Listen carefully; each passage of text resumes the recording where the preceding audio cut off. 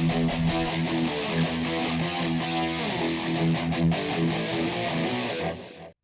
guys, Bromley Reaper here. So I just got back from seeing Guardians of the Galaxy Volume 3. This is one of my most anticipated films of the year. I love the Guardians of the Galaxy films.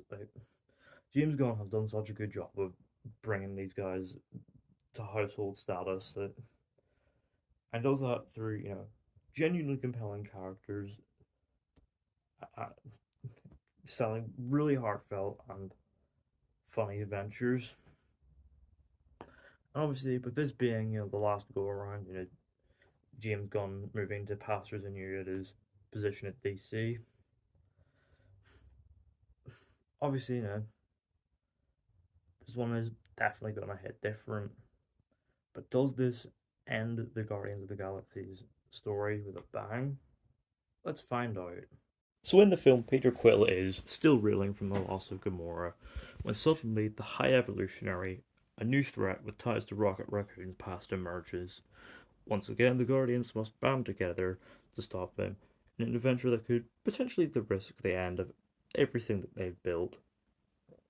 One that also happens to see the return of Gamora. So it's worth pointing out that James Gunn has built up to such a consistent hit streak for both sides of the comic book spectrum. Marvel delivered the Guardians of the Galaxy films and the holiday special, and for DC, he's delivered Peacemaker and the Suicide Squad. All bangers, which certainly bodes well for his future in charge of DC. And yeah, this film, if anything, it just solidifies that point. This was a really, really good film, and one that I'm so happy happened, because this very nearly didn't happen. Shout out to Mike Chernovich, the guy, the guy that tried to get James Gunn cancelled on Twitter. Glad to see that worked out well for him. Hello, we come in peace. Very clever, very slightly dark. Come on, Drax. Seriously, dude? No! Ow!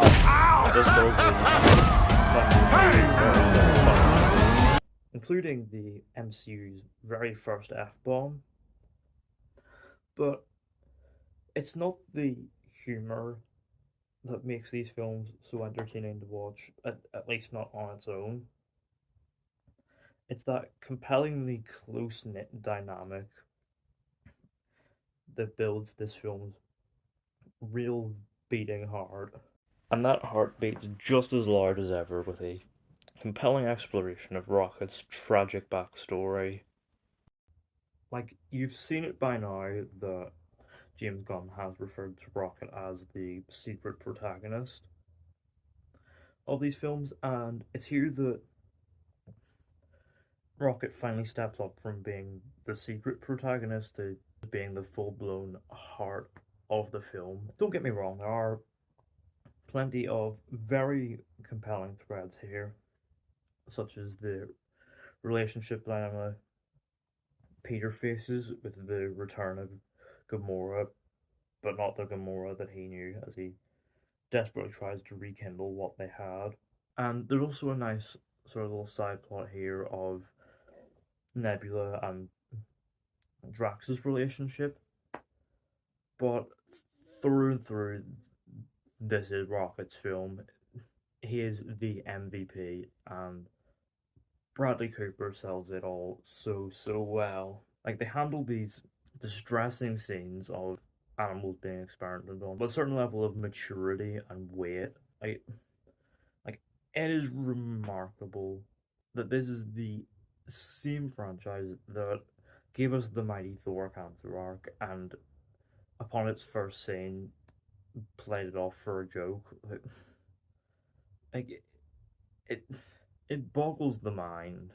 And this all helps to build a galaxy adventure, obviously of a certain level of scope, where the stakes are extremely high. Especially in the second half. Like, don't get me wrong, the first half is great and has plenty of really compelling moments, but it's the second half where you really feel the weight of everything and really hits you in the feels. Like, there were legit a couple of points where I actually choked up. Like, Like that's how good a job the film does of, you know, delivering these big payoffs to these characters that we've been invested in for nearly a decade.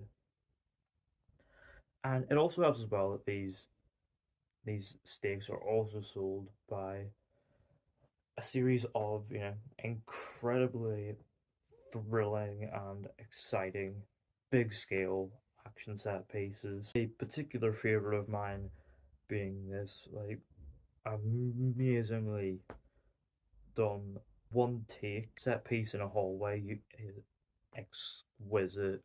This be without a compelling villain, and that is exactly what the High Evolutionary is. This guy is such a properly ruthless, unsympathetic bastard, and Chukwudi Iwuji is so good in this role. And it also helps there's a certain level of finesse visually. Like obviously there's the lived-in production design and the vibrant cinematography. And hell, the CGI here is really good too. Like, obviously Marvel recently have brought us such visual wonders as Doctor Strange's Third Eye, the floating head from Thor Love and Thunder, and most recently MODOK. But here, like, it's remarkable that the CGI actually looks, you know, finished. Like, this is exactly what happens when you let a filmmaker, you know, take their time and do their thing. Obviously, some shots here look slightly less than perfect, but you'll barely notice that. Oh, and yeah, once again, they also makes it a fucking banger. Like that is the unique touch that makes these films stand out in regards to space operas. And you know, it's that sort of unique touch that will definitely be missed going forward. But I am happy to report it delivers again. Can't wait to hear what soundtrack choices James Gunn will have for Superman Legacy. Obviously, it's not all perfect, you know, for as great as the second half is, and it for, you know, delivering the big payoffs. There are definitely some pacing issues in the first half. It's maybe slightly overlong, and that could probably be attributed to some ideas that the film includes that it doesn't quite have the time to properly flesh out, such as Peter's alcoholism, and perhaps most notably the inclusion of Adam Warlock. Like, don't get me wrong, Will Poulter was great here. He's a real presence, and his comic timing in some scenes is brilliant. But he's barely in the film and doesn't feel like they do much with him. Although this could be because they're possibly laying the groundwork for more of Adam Warlock to come. Like, come on, do you really think this is gonna be the only time we see him? But you know, overall, Guardians of the Galaxy Volume 3 overcomes these little minor niggles because it is just such a wonderful swan song to this group that absolutely tugs at the heartstrings and hits all the feels and sends these guys off on such a wonderful note. I had a great time watching this, and this is like, of the post Endgame MCU, this is absolutely one of the best. In fact, this might just be one of the best of the MCU, full stop. And I'm going to give it an 8.5 out of 10. So yeah, let me know down in the comments. Have you seen Guardians of the Galaxy Volume 3? What did you think of it? Would you like to see more of Adam Warlock going forward? What's your favorite Guardians of the Galaxy film? Let me know all that down in the comments. Don't forget to hit the thumbs up button if you enjoyed. Don't forget the subscribe button if you're new. And don't forget to turn on post notifications so you don't miss an upload.